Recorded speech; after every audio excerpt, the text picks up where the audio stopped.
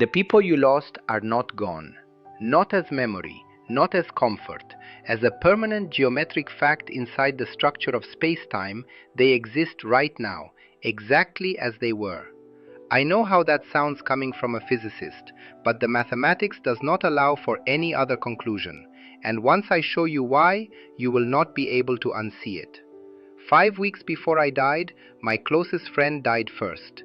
50 years of friendship. The man I had spoken to when the ideas behind relativity were still unfinished, still half mathematics and half intuition. And I wrote to his family the sentence people still repeat today. For us believing physicists, the distinction between past, present, and future is only a stubbornly persistent illusion. Most people hear that as poetry. I did not mean it as poetry, I meant it as physics. I also knew, when I sealed that envelope, that I would follow him soon. I was 76. I was not writing about death from a safe distance. I was writing about it from the inside, from 5 weeks away from my own final coordinate. So when I reached for the physics, I was not offering comfort. I was deciding what I actually believed. Because if relativity is true, then the way you experience time is not the way time actually is. You feel time as a river. The past is gone. The present is real. The future has not happened yet. That feels obvious. It feels undeniable. But nature does not care what feels obvious. Relativity shattered the idea of a universal now. Two observers moving differently through space do not agree on how fast time passes. They do not even agree on which distant events are happening at the same moment. That means there is no single cosmic clock, no universal presence sweeping across the universe, no master moment that all of reality shares. And if there is no universal present, then the belief that the past has vanished and the future does not yet exist becomes much harder to defend. Decades after my death, this was confirmed with exquisite precision. Atomic clocks flown on aircraft drifted exactly as relativity predicted. Satellites above Earth experience time differently than clocks on the ground. Without correcting for this, GPS would fail. So begin with the first hard truth. Time does not flow the way you think it does. And once you accept that, a far stranger possibility appears. The people you lost may be gone from your reach without being gone from reality. In relativity, time is not a river carrying everything away. It is part of the structure.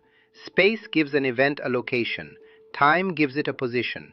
Together they form space-time, a four-dimensional reality in which events are not erased when you move beyond them. They are located. Your childhood is not now, but that does not mean it is nothing. The morning you sat across from someone you loved, the light through the window, the warmth of the coffee, the sound of their voice saying something ordinary you would later give anything to hear again, that moment, in this picture of reality, still occupies its coordinates. It is not a ghost. It is not merely a memory in your brain. It is a real event in space-time. This is why some physicists describe reality as a block universe. Not because life feels frozen, but because the whole structure simply is. Past, present, and future are not created and destroyed moment by moment. They are different regions of the same four-dimensional whole. From inside that structure, consciousness experiences life sequentially. You feel yourself moving from one moment to the next. You feel the past falling away behind you. But that feeling may describe your experience, not the deepest architecture of reality. And this changes death. If a life is a world line through space-time, then death is not the deletion of that life. It is the final boundary of it. Think of a road. If the road ends at a cliff, the miles behind you do not disappear. Every turn, every bridge, every stretch of pavement still exists. You have simply reached the end of the path. A life may be like that. I thought about this often in those final weeks, knowing my own road was ending, knowing I was approaching my own last coordinate. What I found was that the physics did not become abstract at that distance. It became more necessary. Because the alternative, believing that he had simply ceased to exist, that 50 years of a mind and a friendship had been subtracted from the universe, was something the equations would not support. The person you lost is no longer arriving in new moments with you. No new conversations, no new photographs, no new traces being made in your present. And that is why grief feels like erasure. Your brain remembers the past because the past leaves physical records. Entropy writes traces of what has already happened, but not of what has not happened yet. So loss feels like deletion, when it may really be separation. What has been lost may not be existence. What has been lost may be access. They are still there at their coordinates, laughing in one year, suffering in another, speaking in another, living every ordinary afternoon you never imagined would become sacred. Not here, but not nowhere. There is another piece that makes this even stranger. In relativity, simultaneity depends on the observer. Two people moving differently can disagree about what is happening right now somewhere far away. In other words, your past is not universally past in any absolute sense. From a different frame of motion, events you call long gone can be part of a different slice of the present. That does not prove heaven. It does not promise reunion. Physics is not theology, and I will not pretend the equations say more than they do. They do not tell us whether consciousness continues after death. They do not tell us what it feels like to reach the final coordinate. They do not tell us whether the self persists, awakens, vanishes, or transforms. I was 5 weeks from finding that out myself. I am telling you now what I told his family then, not what I hoped, but what the physics honestly supported. On the deepest question, physics becomes silent. But before it falls silent, it says something extraordinary. It says the universe may not delete what it contains. It says the moments you lived with the people you loved are not reduced to nothing simply because you can no longer reach them. It says the distinction between gone forever and beyond your position may be far larger than human intuition ever suspected. This is why I wrote what I wrote after he died. I was not offering soft comfort. I was stating the hardest conclusion I could honestly defend, from a position where I needed it to be true not for his family, but for myself. He had preceded me a little in leaving this strange world. A little. Not because death was trivial, not because loss was unreal, but because in the geometry described by relativity, a human life is not a candle flame that vanishes into non-existence. It is a structure, a completed shape in space-time, and every moment inside that shape remains where it always was. So when you think of the people you lost, do not imagine them only as having disappeared. Imagine them as located. Beyond your reach, yes. Beyond your present, yes. But still written into reality. The laughter did not stop. The mourning did not vanish. The conversation did not collapse into nothing. You moved on. Time, as you experience it, carried you elsewhere. Entropy closed the door behind you, but the moments remain. And if relativity is right, then somewhere in the deep structure of the universe, the people you love are still exactly where they were, still there. I want to tell you something I did not include in the letter. When I wrote those words, I was not writing as a physicist summarizing his life's work.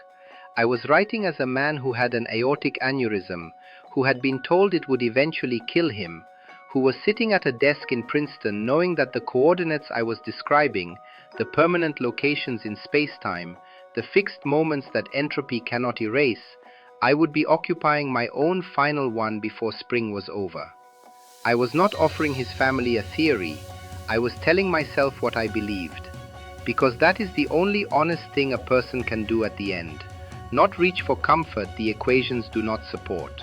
Not pretend the mathematics promises something it does not. But take the implications of the work seriously, even when, especially when, those implications concern your own disappearance from the present. I had spent my life showing that time bends, that clocks disagree, that simultaneity is observer-dependent, that the universe is a four-dimensional structure in which no moment is more real than any other. And now I had to decide whether I actually believed it. I did. Not because it was comforting, because it was what the physics required. The block universe does not say that life feels frozen from the inside. It says that from outside the structure, every moment is equally present. The aliveness you feel right now is not an illusion. It is your position in the structure. That experience is real. What relativity questions is not the experience. It questions the assumption beneath it, that the past has literally ceased to exist. The block universe describes the geometry. It confirms the coordinates are occupied.